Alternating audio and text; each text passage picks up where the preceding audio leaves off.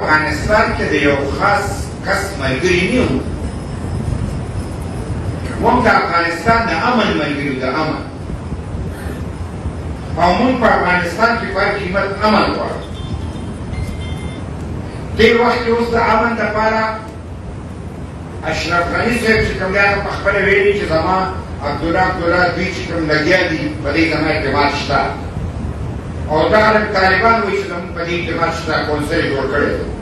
نو دا فریقین دي، او که هغه یې لګیا دي او په دې کې یو خبره کوي او د امن حل روزي، د دې نه زیاته خوشحاله خبره نشته. موږ مخکې به امن سره وو، نن هم امن سره یو، سبا هم د امن سره یو.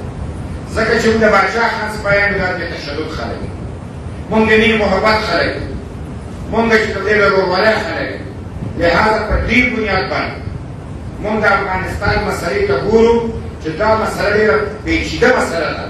په دې کې د پاکستان هغه کردار ادا کړي چې امن راشي، دې کې د امریکا هغه کردار ادا کړي چې امن راشي، دې کې د چې کوم دی روس، چین او ورسره ایران او ترکیې دا کردار ادا کړي چې امن راشي. که امن راغلو دا د ټولو خوشقسمتي ده، که نه نو دا زه د دې نه په خیر خبره کوم، زه د دې په تناظر کې نه کوم، د افغانستان خپله خبره دلته ختمه شوه.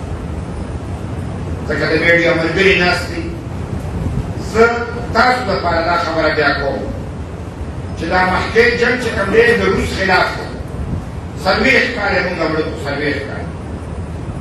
دا اوس جنګ چې دی دا د چین خلاف دی. نو 40 کاله د امریکې په مقابله کې په پردي جنګ کې مونږ مړه شو. اوس جنګ که چېرته دا د جنګ شکل اختیاري، مونږ د جنګ په حق کې نه یو، او دا جنګ چې کوم دی دا طبعي ده. لهذا مونږ خپل پاکستان ته وایو چې ته به د جنګ کیسه کېږي نه، ته به خپله پالیسي د خپل قوم او د خاورې په مفاد کې جوړوې، د امریکې په مفاد کې به خپله پالیسي نه جوړوې. دا زمونږ د دې وخت سره د عوامي نشر پارټۍ اواز دی